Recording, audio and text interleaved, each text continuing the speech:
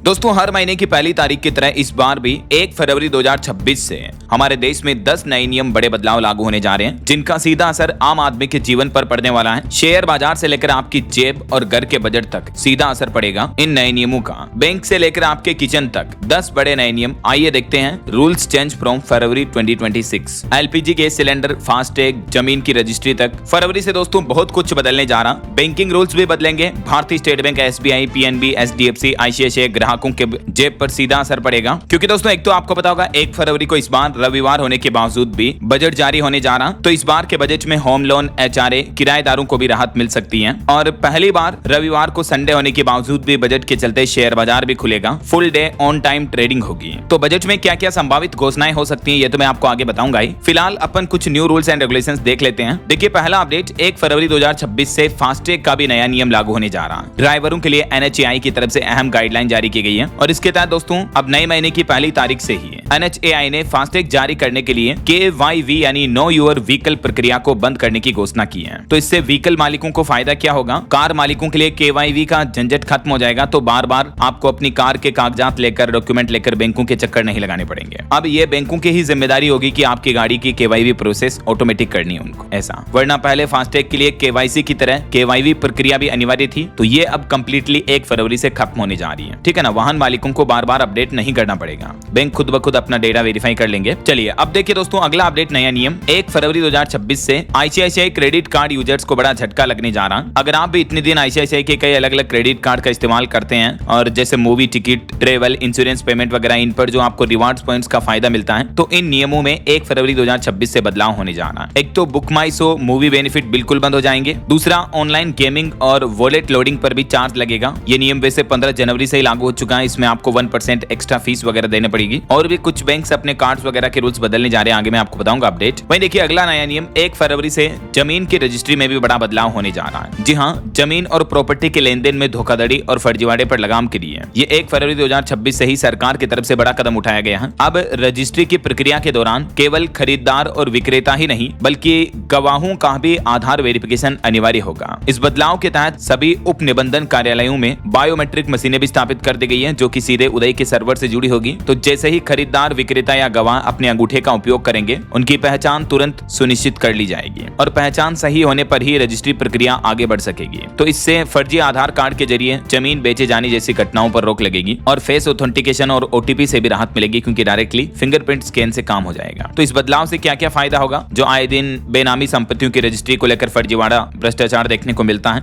उस पर लगाम लगेगी। भविष्य में कानूनी विवादों की संभावना कम होगी। रजिस्ट्री प्रक्रिया तेज और पारदर्शी बनेगी, है ना? और ऐसे ही जमीन रजिस्ट्री प्रक्रिया को लेकर उत्तर प्रदेश सरकार भी कुछ स्पेशल बदलाव लागू करने जा रही है। यूपी में भी जमीनों के फर्जीवाड़े का खेल खत्म होगा। 1 फरवरी से सुरक्षित और आधुनिक तकनीक से होगी रजिस्ट्री, क्योंकि यूपी राज्य सरकार भी 1 फरवरी से रजिस्ट्री प्रक्रिया में आधार बायोमेट्रिक वेरिफिकेशन अनिवार्य करनी जा रही है। तो इस नई व्यवस्था के लागू होते ही बिना आधार कार्ड सत्यापन के न तो जमीन बेची जा सकेगी, नहीं खरीदी जा सकेगी। नकली पहचान पत्रों पर पहले रजिस्ट्री हो जाती थी। भूमाफिया और जालसाज फर्जी गवाहों और नकली पहचान पत्रों के सहारे जमीन की रजिस्ट्री करा लेते थे, लेकिन अब इस तरह के फर्जीवाड़े पर रोक लगेगी, है ना? तो फिलहाल ये सिस्टम उत्तर प्रदेश में तो 1 फरवरी से लागू हो जाएगा। बाकी देश के अन्य राज्यों में भी धीरे धीरे सरकार महीने भर के अंदर अंदर इसको देश भर के सभी रजिस्ट्रार कार्यालयों में लागू करेगी। चलिए अगला अपडेट देखिए। बिहार में खुलेंगे कॉल सेंटर। मुख्यमंत्री नीतीश कुमार ने GCC नीति को मंजूरी दी। कंपनियों को मिलेगी सब्सिडी। सरकारी सूत्रों के मुताबिक बिहार में इस नीति के प्रभावी रूप से लागू होने से 25,000 करोड़ रुपए के निवेश की संभावना है। बिहार सरकार ने राज्य में कॉल सेंटर, वित्तीय सेवाओं, अकाउंटिंग और परामर्शदाता राष्ट्रीय व बहुराष्ट्रीय कंपनियों के केंद्र स्थापित करने को प्रोत्साहित करने के उद्देश्य से ये बिहार वैश्विक क्षमता केंद्र GCC नीति 2026 को मंजूरी दी है। तो इस नीति से बिहार के युवाओं को रोजगार मिलेगा, एम्प्लॉयमेंट को बढ़ावा मिलेगा और सेमीकंडक्टर सेक्टर के लिए भी नीतीश सरकार ये बड़ा कदम उठाने जा रही है। चलिए अगला अपडेट देखिए दोस्तों। करोड़ों बैंक अकाउंट होल्डर्स के लिए बड़ा अपडेट आ रहा। मिनिमम बैलेंस की लिमिट घटाई। 1 फरवरी 2026 से नया नियम लागू होने जा रहा। सेविंग अकाउंट्स रखने वाले ग्राहकों को बड़ी राहत दी है और MAB यानी मंथली एवरेज बैलेंस को घटाकर 5,000 से सीधा 2,000 कर दिया है। ये राहत बंधन बैंक की तरफ से दी गई है। तो जितने भी बंधन बैंक के ग्राहक खाताधारक हैं उनको अब अपने बचत खाते में अधिकतम 2000 रुपए ही मेंटेन करके रखना होगा, है ना। इसके अलावा हालांकि ब्याज दरों में फिलहाल कोई बदलाव नहीं किया है। जो बड़े डिपोजिटर्स हैं उनको ज्यादा रिटर्न दिया जा रहा है बैंक की तरफ से, सालाना 6% एफडी के लगभग। चलिए अगला अपडेट देखिए। राजस्थान में एमएलसी और पोस्टमार्टम रिपोर्ट अब पूरी तरह से ऑनलाइन होगी। 1 फरवरी 2026 से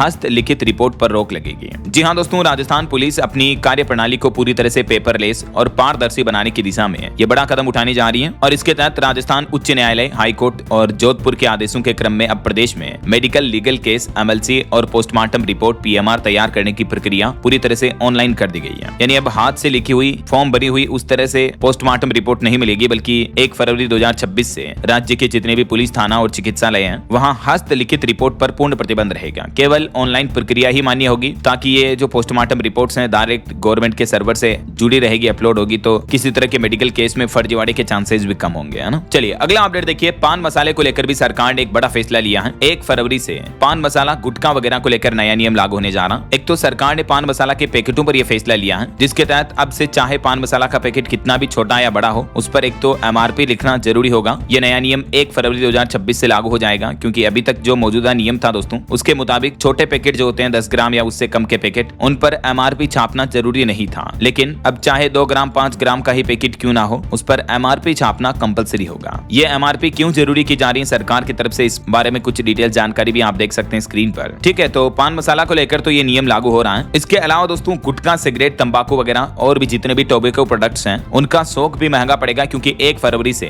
इन पर टैक्स के भी नए नियम लागू होने जा रहे हैं। जीएसटी वगैरह भी बढ़ने जा रही है। एक तो पान मसाला पर 40% जीएसटी के साथ एक नया सेस लगेगा, जबकि बीड़ी पर 18% जीएसटी लगेगा। तो 1 फरवरी से तंबाकू, पान मसाला प्रोडक्ट्स, इन पर नए टैक्स लगने की वजह से ये चीजें और महंगी हो जाएगी। और 1 फरवरी को बजट में भी सरकार अगर इन चीजों पर कुछ और टैक्स में बढ़ोतरी करती है तो फिर तो तंबाकू उत्पाद वगैरह ये और भी ज्यादा महंगे मिलेंगे। 1 फरवरी से सिगरेट पीने वालों को भी अब सुट्टा पीना महंगा पड़ेगा, और जो गुटखा चबाते, तंबाकू चबाते हैं, जर्दा, सुगंधित तंबाकू, इन पर भी नया टैक्स लगेगा। तो ये चीजें भी आपको महंगी मिलेगी, क्योंकि सभी तरह के टोबैको प्रोडक्ट्स पर यानी तंबाकू उत्पादों पर 1 फरवरी से नया उत्पाद शुल्क लगेगा, है ना। चलिए अगला अपडेट, नया नियम देखिए। अब रियायती यात्रा के लिए स्मार्ट कार्ड और शेड्यूल 3 अनिवार्य होगा। 1 फरवरी 2026 से यह नया नियम लागू होने जा रहा। राजस्थान में शुरुआत में खास करके राजधानी जयपुर की सिटी ट्रांसपोर्ट बसों के अंतर्गत यह नया नियम लागू होने जा रहा। और वहीं देखिए बड़ी खबर आ रही, यूजीसी कानून के विरोध में 1 फरवरी को भारत बंद का आह्वान किया है। राजस्थान में कई विरोधकर्ताओं के द्वारा और खास करके वकीलों, अधिवक्ता के द्वारा कहना है कि ये काला कानून वापस लिया जाए। तिलक, तराजू और तलवार अब अन्याय को नहीं सहेंगे। तिलक, तराजू, तलवार का मतलब होता है ब्राह्मण, बनिया और राजपूत, जो सवर्ण जाति के लोग हैं, उनको लेकर जो यूजीसी नियमों में कुछ सरकार ने उल्टे सीधे प्रावधान रखे हैं, तो इन्हीं का विरोध देखने को मिल रहा है, आपको पता होगा। वैसे फिलहाल अभी तो सुप्रीम कोर्ट ने इन कानूनों पर रोक लगा दी है, लेकिन बावजूद उसके कई जगहों पर अभी भी इसके विरोध और शक्ति प्रदर्शन देखने को मिल रहे हैं सवर्ण समाज की तरफ से।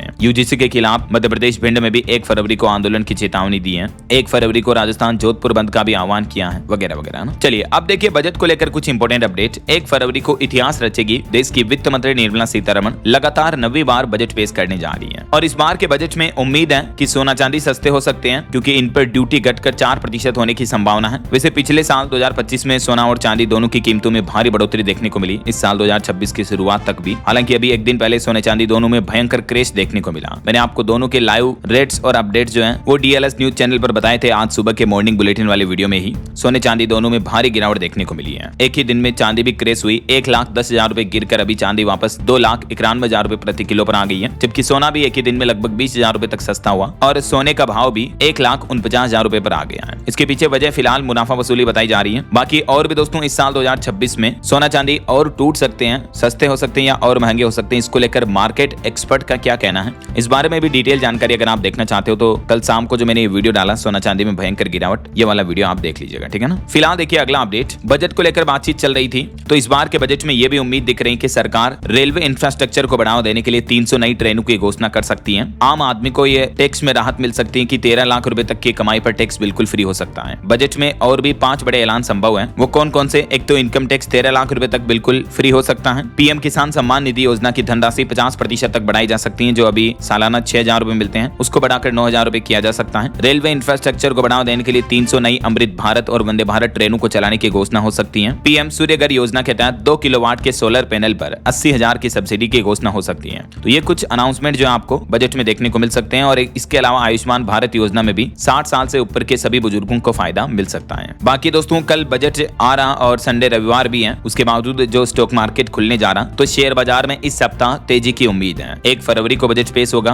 और इसी सप्ताह फेड मीटिंग और ऑटो सेल्स के आंकड़े भी आएंगे, तो ये कई सारे फैक्टर्स जो हैं बाजार की अगली चाल तय करेंगे। तो देखते हैं बजट के दिन वैसे ऑफिशियली क्या क्या घोषणाएं की जाती है, मैं आपको बताता रहूंगा अपडेट्स। इसके अलावा हर महीने की पहली तारीख को एलपीजी, सीएनजी, एटीएफ इस तरह के फ्यूल प्राइस की कीमतों में भी बदलाव होता है, तो क्या सस्ता क्या महंगा होगा 1 फरवरी से ही, इसकी भी जानकारी मैं आपको डीएलएस न्यूज चैनल पर बता दूंगा कल मॉर्निंग में ही, ठीक है ना। बाकी दोस्तों बजट में आपको 8वें वेतन आयोग को लेकर भी कुछ अनाउंसमेंट देखने को मिल सकते हैं, क्योंकि हलचल तेज है। अप्रैल से नया इनकम टैक्स एक्ट भी लागू होने जा रहा और बजट की घोषणाओं से आम आदमी की जेब के खर्च वगैरह पर भी असर पड़ेगा। तो इन सभी जानकारियों से अपडेट रहने के लिए बिल्कुल आप जुड़े रहेगा मेरे साथ। तभी तो मैं आपको रोजाना कहता रहता हूं दोस्तों की अगर आप डीएलएस न्यूज चैनल से अभी तक भी जुड़े नहीं हो तो जुड़ जाओ, चैनल को सब्सक्राइब करके बेल आइकन दबा दो और इस वीडियो पर एक लाइक और शेयर भी कर देना, ठीक है। आप खुद चैनल पर जाकर देखना, रोजाना काम की खबरें, ताजा मुख्य समाचार, सरकारी न्यूज अपडेट सबसे पहले आपको चैनल पर मिल जाते हैं, तो जुड़ जाइएगा। और बाकी दोस्तों 1 तारीख को कल माघ पूर्णिमा भी है, इस मौके पर भी अद्भुत संयोग बन रहा है। अगर आप एस्ट्रोलॉजी में बिलीव करते तो मैं आपको बता दूंगा कुछ ऐसी राशियां जिनको फायदा मिलने वाला है। माघ पूर्णिमा पर क्या करें क्या ना करें ये जानकारी अभी आपको चैनल पर मिल जाएगी। ओके, ख्याल रखिएगा अपने आप का, अपने परिवार का। मिलेंगे अगले नेक्स्ट अपडेट में, तब तक के लिए जय हिंद, जय भारत, वंदे मातरम।